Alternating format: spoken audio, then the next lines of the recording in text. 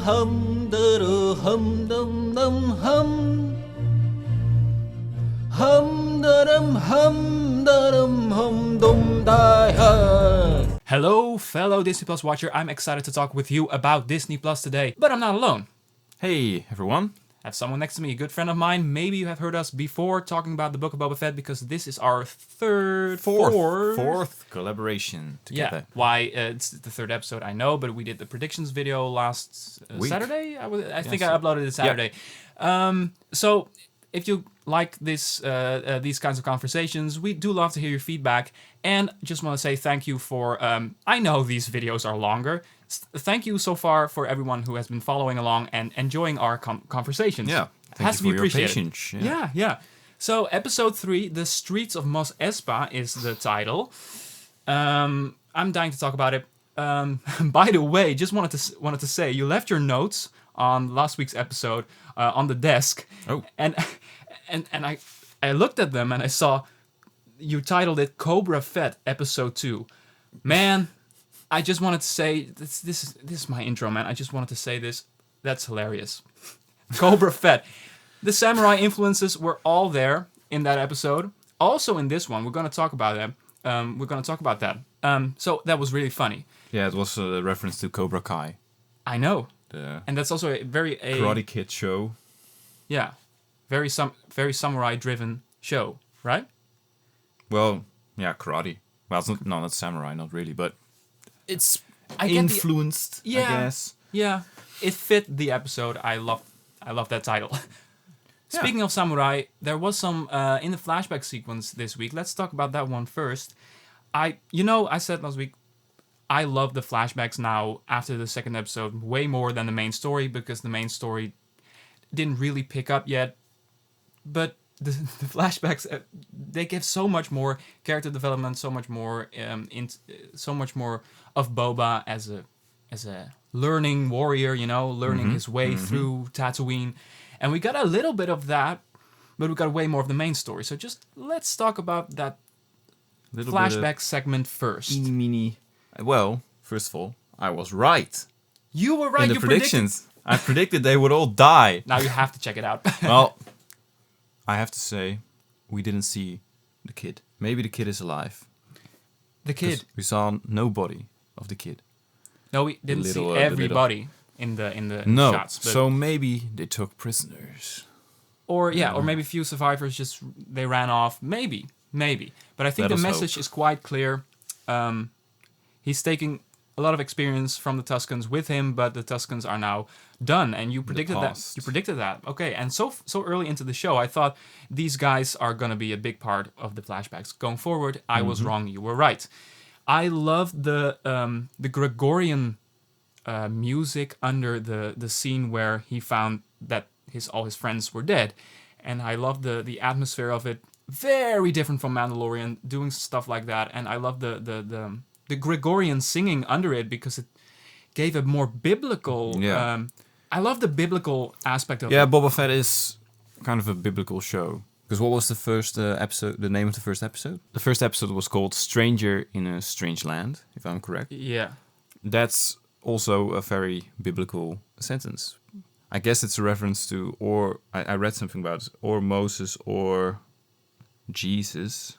So they're going the biblical route with Boba Fett, and it's cool that they did it in this episode again. Yeah, and it was the first time I really realized, whoa, it's really a tale of Boba Fett.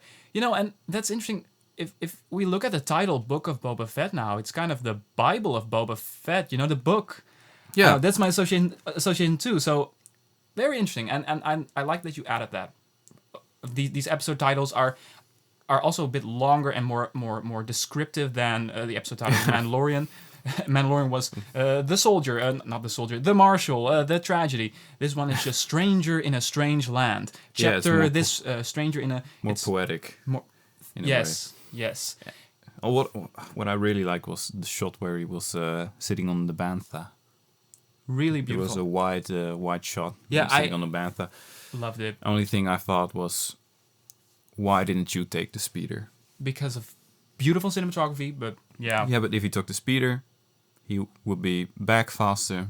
Maybe his friends wouldn't be dead. Yeah, But I would say coming into that town, it does bear some power. So Yeah, the people seeing him come in, and you know the guard, the pike guard, just standing there. You know, it's a kind of ambience he brings with him. Yeah, So he seems bigger and cooler, and yeah. he's more of a Tusken when he. Yeah, well, I get it, and because the speeder is from the Raiders, of course. It's a Raider speeder. Yeah, so he wants to associate himself with the Bantha. Makes sense. I love that the Pikes are going to be a big part. And, you know, skipping up to the end, kind of my broad prediction that we talked about in the prediction video is coming true. The flashbacks and the main story are coming together in a very story-based way. The Pikes are a big part of the flashbacks now and the main story, and that makes sense. We do want some payoff with the flashbacks, even if they're way shorter and way more concise in this episode. What I didn't like, because I'll explain a bit, but was the shot of Camino that they reuse again, bringing the point home, like, hey, remember, he is from Camino and he has a trauma. He's a traumatic. He has daddy issues. Yeah, his daddy left. We want you to remember again, like for the third time in. Yeah, I'm frustrated. I didn't Camino like that. has to come back. But the shot where he's lying in the Bacta tank, is that the same shot? Yeah, it got me like the Teenage Mutant Ninja Turtles Next Mutation vibes, where they constantly use the shot where he's pulling, where he's pressing the gas pedal or getting in the car, That's close just one the of the door. few shots that they reused.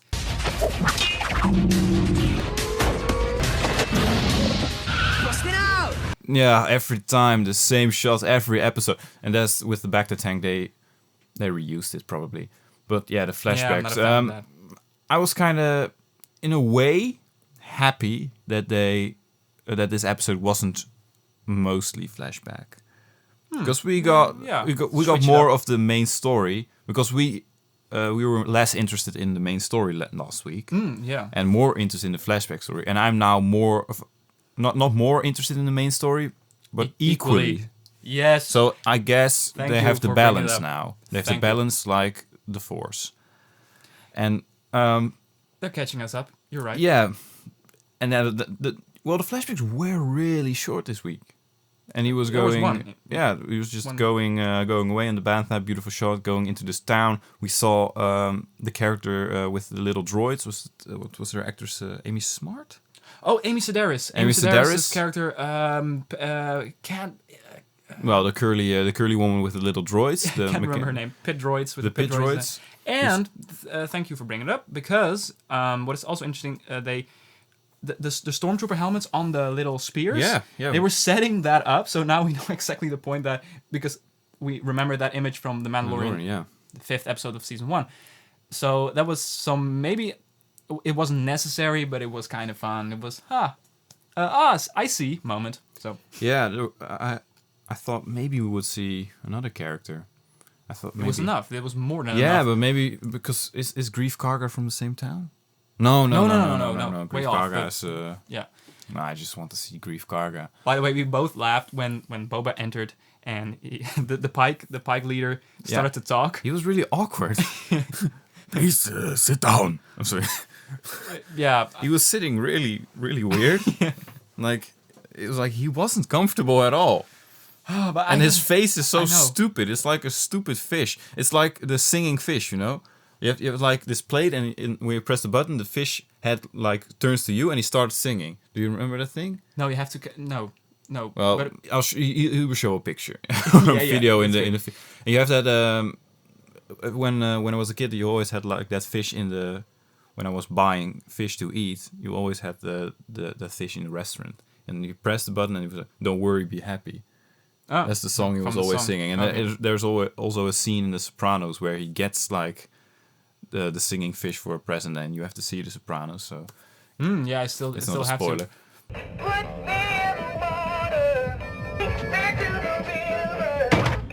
But those faces remind me of those plastic fishes, man. It's.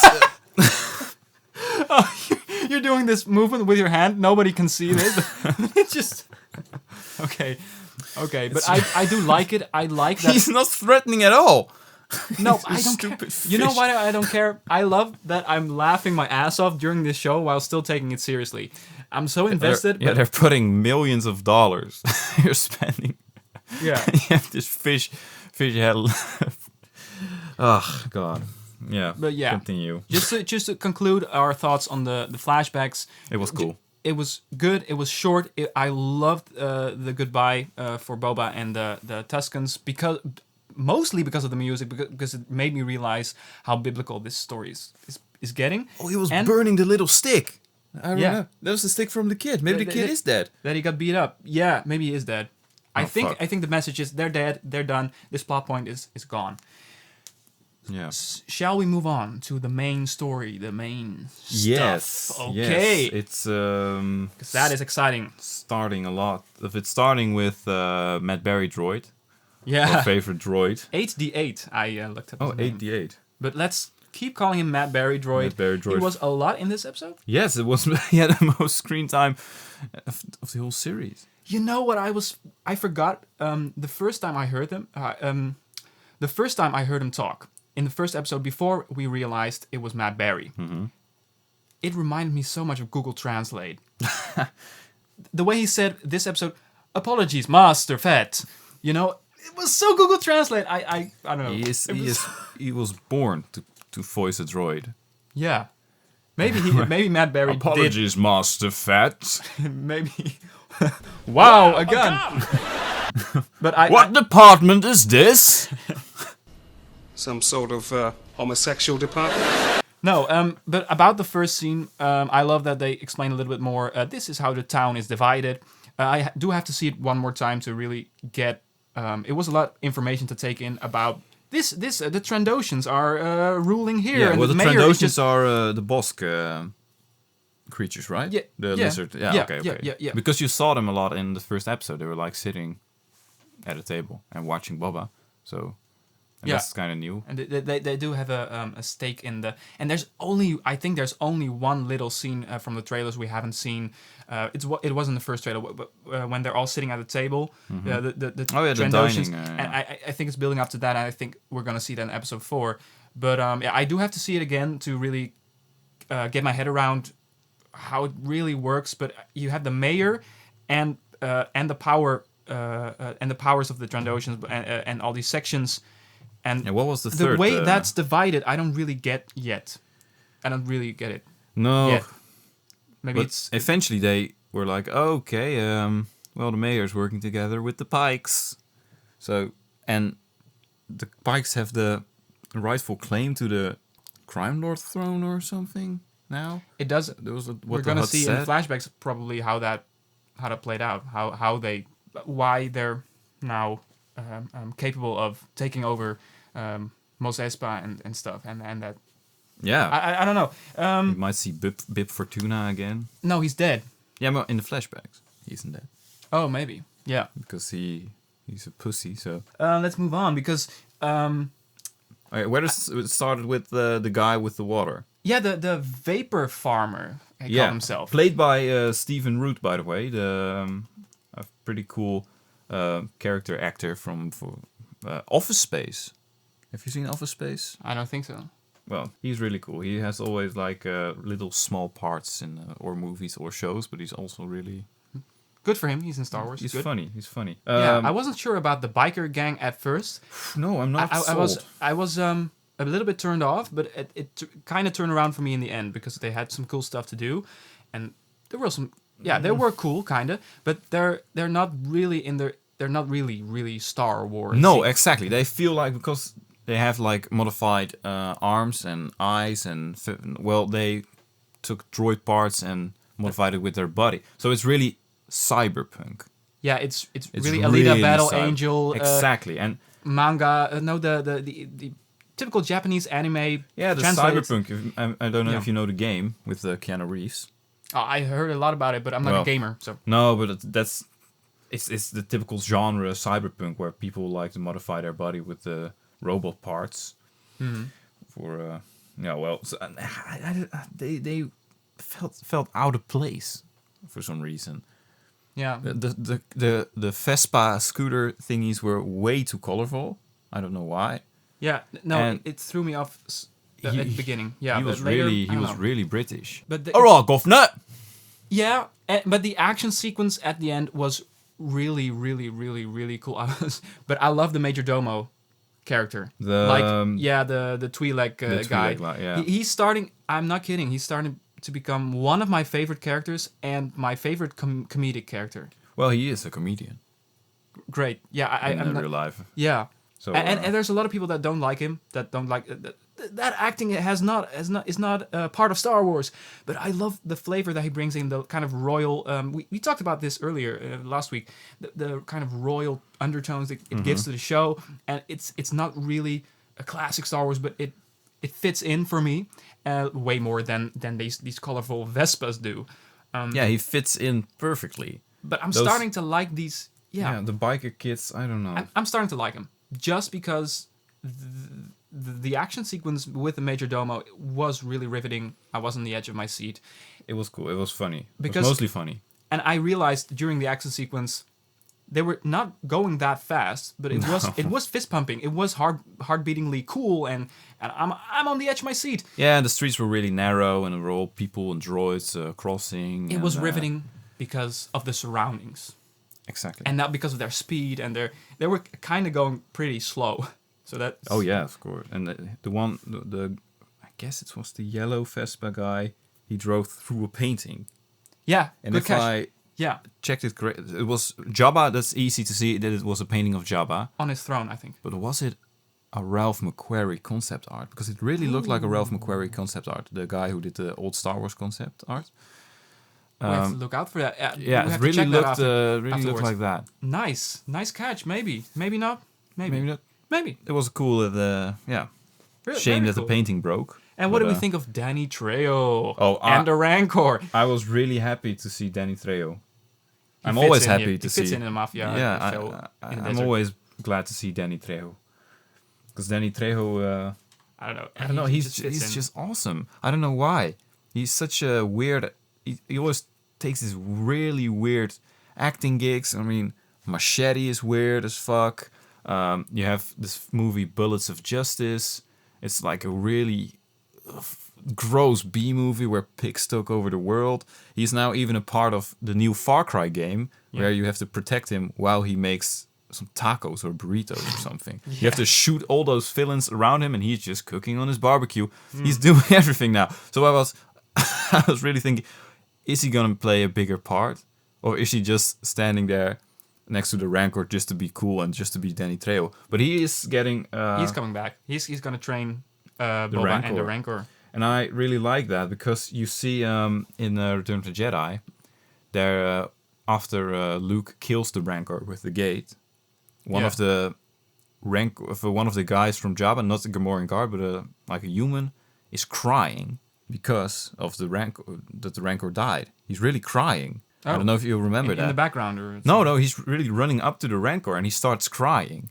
Like I guess it was a trainer of the Rancor, but this episode shows that a Rancor is like a dog in a way, and that it is a good companion for the people he sees first. So maybe the guy that was crying had a real connection with the Rancor, and now they're like exploring the creature of the Rancor, and I really like that. And the way he has a connection with the first person he sees, that was a nice. But that's interesting because we only know him as this creature just that a monster. But he has been trained like a pit bull in Return of the Jedi. Like he's the pit bull of that, but we haven't seen how he became the murderous pit bull, because this is going to be a much more respectful Rancor, because also you talked about dogs. The dogs are they have the characteristics of their owners. They take over their behaviors, and it's all how you train them. It's all how you train them. How to Train Your Rancor. Yeah. new DreamWorks animated movie, How to Train Your Rancor. Sorry. And I got really excited when Boba said, "I want to ride it." Oh yeah. Yeah, I want to see that. Because you're instantly picturing it. Just Boba on a bloody Rancor. Just. He's already very cool on the Bantha, and now we're gonna see him He's riding all those creatures. He was kind of riding the 6-armed centaur-looking creature in the first episode. He was on his back for a moment. He was now on the bantha, and probably he will ride the rancor. I was kind of hoping he was riding the Wookiee. He was sort of riding the Wookiee, sort of, in a weird way. Speaking about Black Chrysanthemum. Yeah, Chrysanthemum.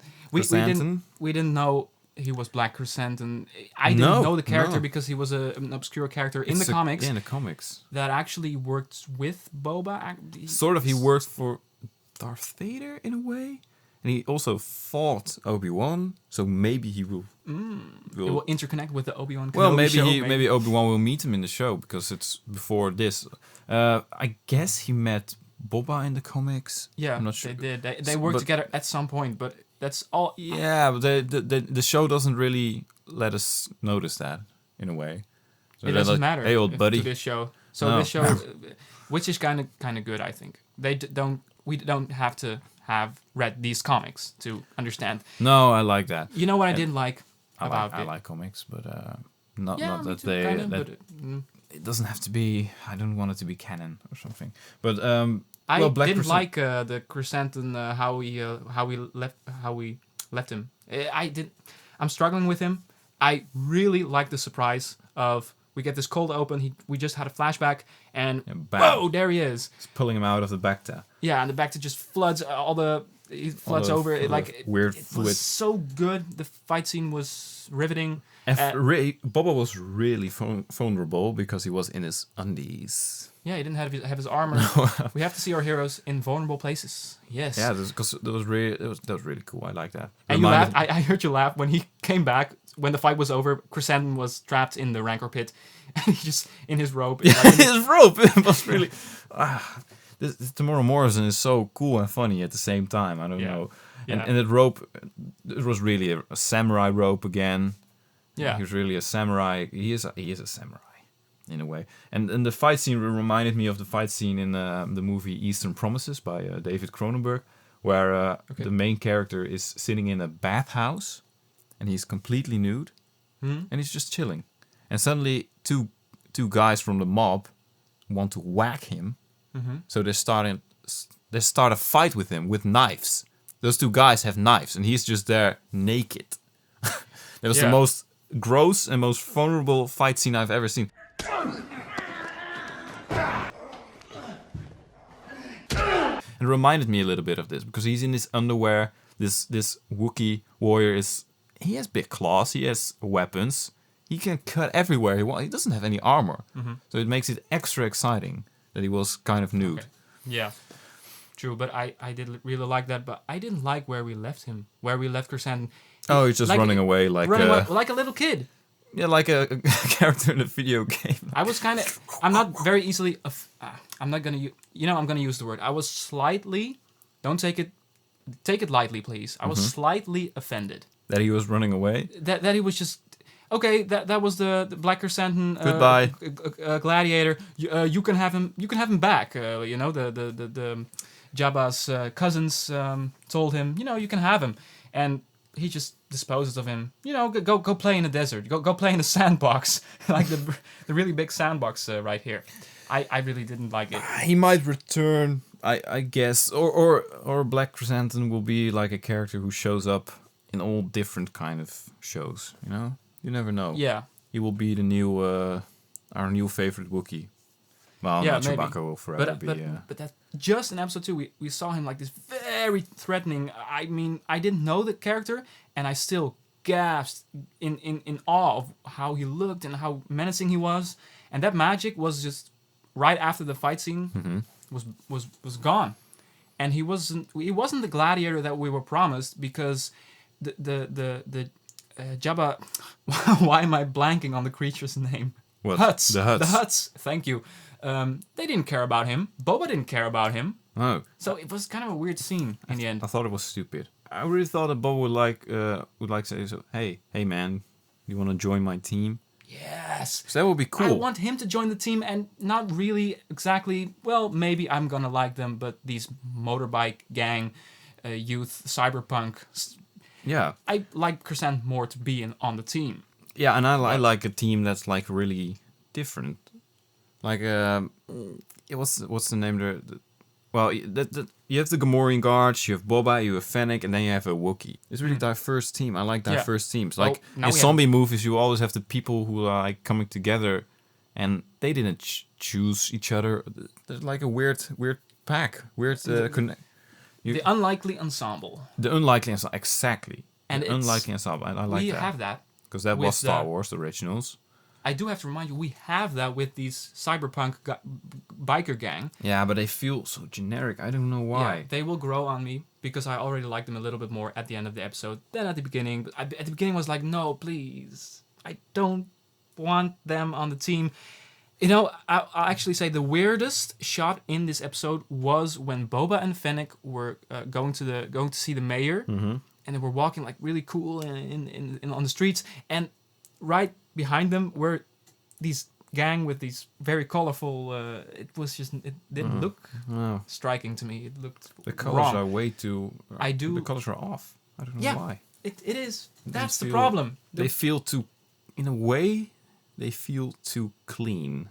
Yeah. Do you understand? Yeah, it's that modern. It's too science fiction in a way. It's like too much. Yeah, it's a Japanese manga adaptation in the 2020s, like in this day and age. Yeah, it's like you're watching a Netflix anime adaptation of real life anime.